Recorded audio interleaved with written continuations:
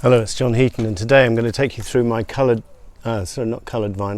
disc collection. I was going to show you coloured vinyl as well, but probably too many of those to show, but showed a few over the years. I'm probably most proud of the Red and Blue album on red and blue vinyl respectively, which came out in 1978, which if you're looking for a decent, good condition copy today will set you back 50 or 60 quid.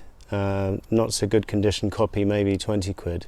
But I'm still looking for the White album on white vinyl released the same year. Also Let It Be on white vinyl released the same year. Haven't seen either of those. Particularly proud to own Goodbye Yellow Brick Road on yellow vinyl. I saw a copy of that in Nice in the second hand for €35 a couple of weeks ago, which I thought was a good price. I think it's probably worth more than that. But so I'm just going to show you what's in my collection, starting off with just a piece of nothing which I picked up in Houston, probably from my son because he was a Star Wars fan. So it's a picture disc of Darth Vader on the back.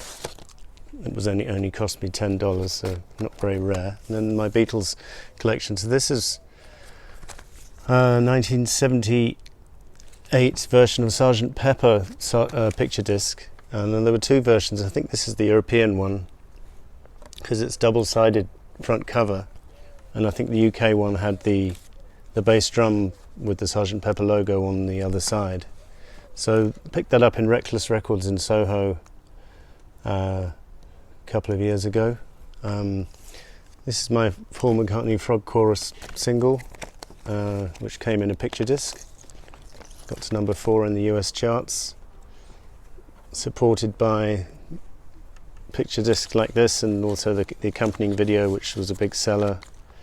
I think it was the biggest home selling video in the children's market that year anyway. So that's not particularly rare actually. Then this one, the John Lennon, The Last Word, it came out shortly after he died. It has some interview recorded with him, I think on the day he died, the RKO interview, I think. It might be the Rolling Stone interview. Not sure if it says, but this was the picture disc, which was quite nice to have. Picture discs were quite rare in the early 80s. Now they're all over the place, of course. This was the recent issue of Abbey Road, which is my son's copy. I didn't pick it up. I thought it was a bit overpriced, but nice to have.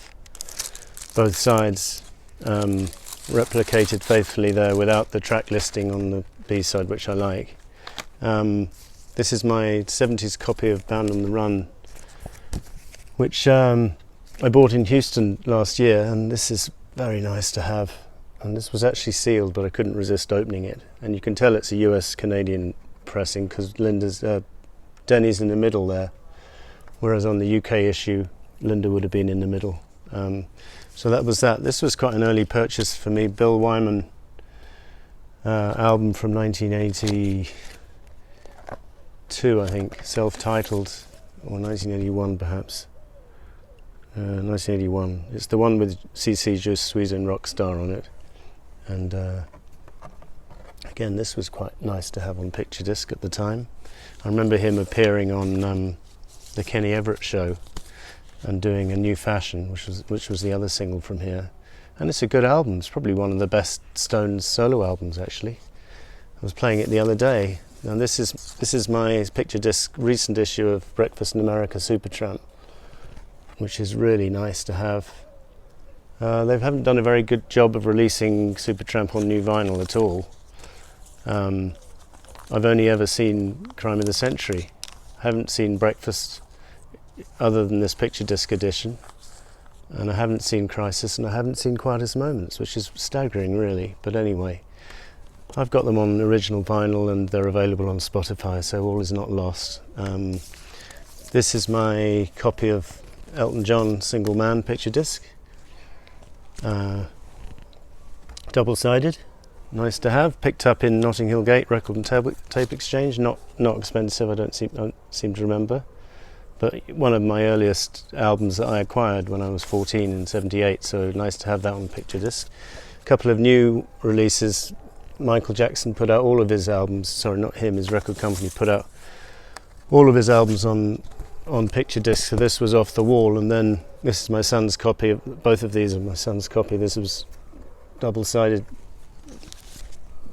thing of Bad, which is none of these picture discs play very well. If you want to copy for playing, then buy the black vinyl, because picture discs don't really you lose quite a bit of quality. So picture discs I tend to see as more just collector's item or things to hang on the wall. Things are nice to look at, but not necessarily to play, so that's just a warning. This was Blondie Parallel Lines. The cover was in terrible shape. This was bought in a record shop near Liverpool Street in East London, central East London. I can't remember the name of the shop, but I was very happy to pick up this. Gorgeous picture of Debbie Harry there, and of the band there. Never seen that before, and that was not particularly expensive because the cover was in such bad condition. Then we got ELO's Out of the Blue. Great to have this on picture disc. And this was a double album, of course, so you got both. You got the second disc as well with alternate shots. I mean, that's from the gatefold, and then this is an alternate shot of the front cover. So very nice to have, and considering it was a double album picture disc, it wasn't particularly expensive. I was very happy with that. So I think there's a place in the world for picture discs, as I say, not necessarily if you're playing, but gorgeous to look at if you're particularly fond of an LP. It's hard to resist when you see it on picture disc, or coloured vinyl for that matter. So hope you enjoyed the video. Thanks for watching. We'll see you next time.